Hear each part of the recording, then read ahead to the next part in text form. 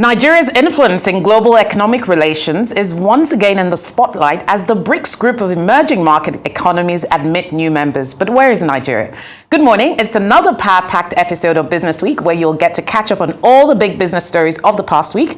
Today, we'll be discussing wealth creation with an expert and also looking at how CNG, compressed natural gas, could help Nigeria's energy transition and transport its transportation sector. I'm Rolake Akinkunmi-Fulani. Stay tuned.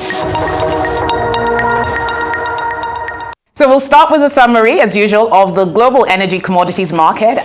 Let's see how they performed as of Friday. Well, oil prices are up across the board. We're seeing some strong economic data from the US market in particular. And in fact, as a result, you would have seen during the course of the week that Jerome Powell, US Fed chair, had said that the market would probably anticipate further rate hikes because of the strength of those figures coming out of the US. And that's clearly had an influence on commodities demand predictions. You can see Brent is up 97 bips, WTI in the North American market up 63 bips, gasoline and natural gas also following suit. Let's take a look at the stock markets now. Starting first of all with Nigeria right here, 35.8 trillion market cap. The market cap has pretty much stayed the same for the last month or so, but you can see the all share index was up on Friday by 24 bips. Quite a lot of trading going on. Good number of deals there at over 6,000, and of course, market value at 4.23 billion naira in terms of deals.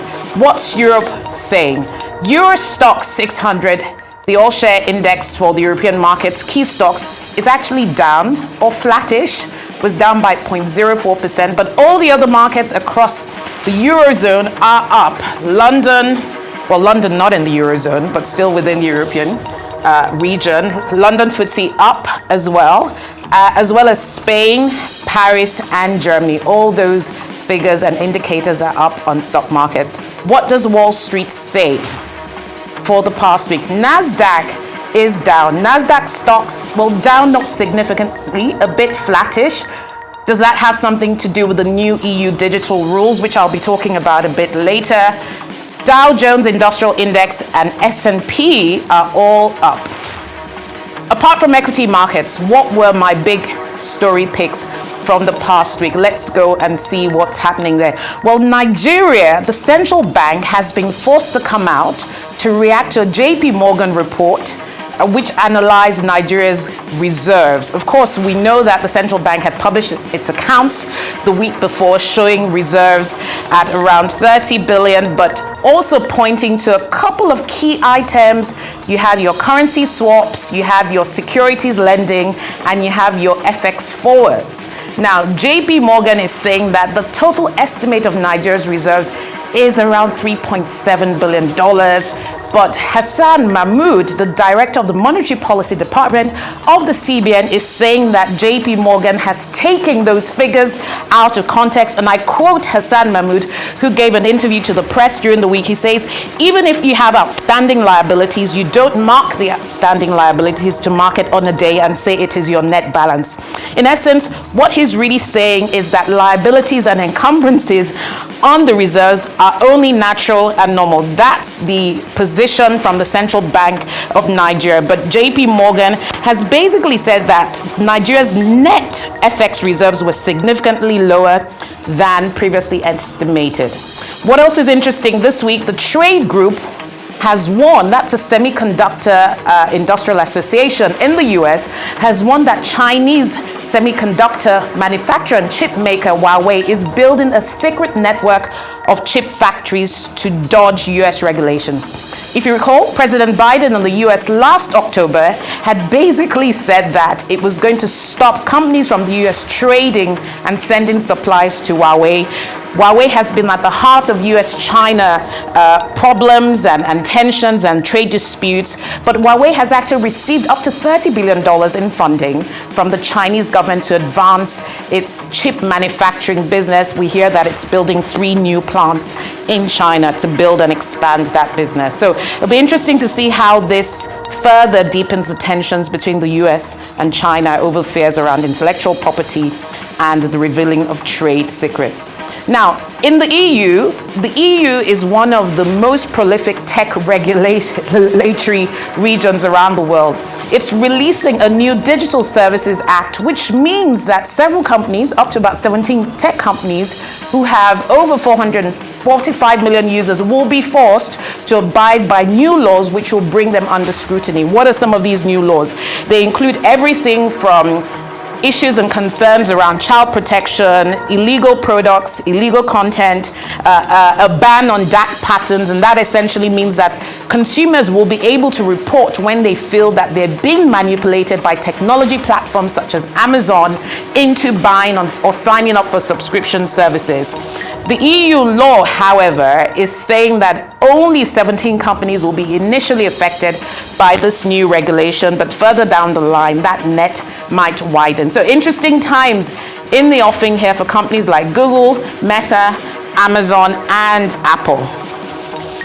And then final story, this is quite a big one. Nigeria's unemployment rate drops to 4.1% in Q1 of 2023. Now, you might be wondering what happened there. Are we all suddenly employed in Nigeria? But no, the twist here is that the labor force report, which was released by the NBS and done in collaboration with the International Labour Organization and the World Bank, has adopted a new methodology for calculating unemployment figures.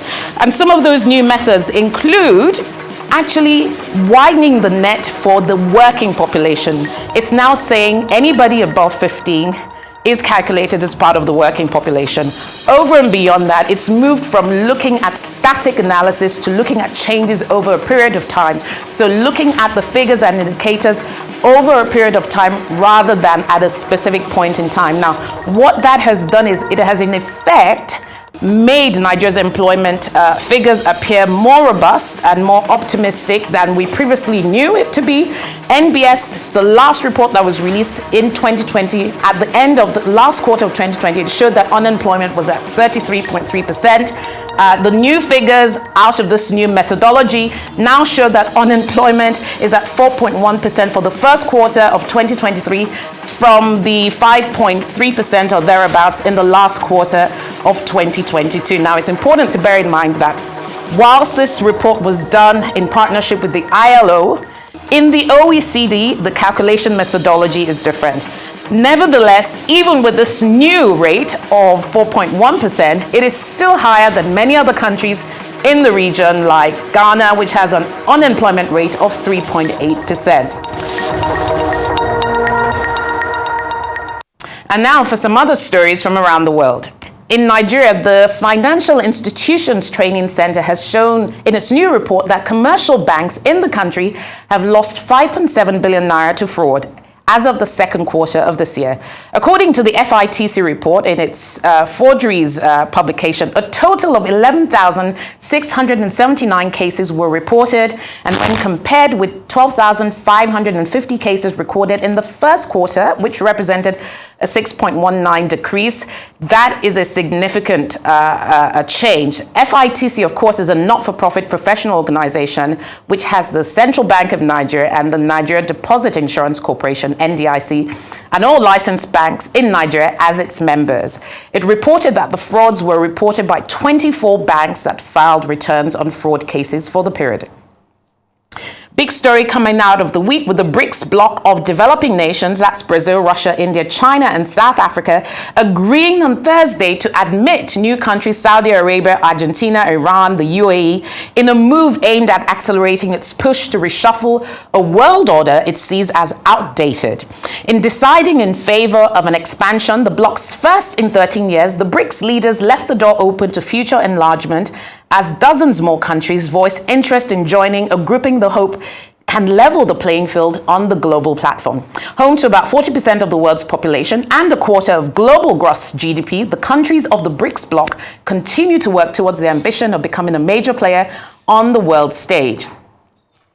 In South Africa, consumer inflation fell more than 4.7% year on year in July from June. Statistics from the South Africa National Statistics Agency showed. On a month-on-month basis, consumer inflation was at 0.9% in July compared to 0.2% the previous month. Inflation fell within the central bank's target range of 3 to 6% in June for the first time since April 2022, after which the Reserve Bank paused its interest rate hikes as its July monetary policy meeting. The bank's MPC will meet again in September. In a speech that was closely anticipated and also emphasized the unpredictability of the economic future of the world, Federal Reserve Chairman Jerome Powell indicated Friday that the ongoing strength of the U.S. economy could necessitate more hikes in interest rates. Powell mentioned two developments that would help keep inflationary pressures high. First, the economy's faster than expected growth and consumers' continued robust spending. Additionally, he reaffirmed the Fed's resolve to maintain its key rate at a high level until price increases are brought down to the 2% target set by the institution. Well, that's it for the business stories.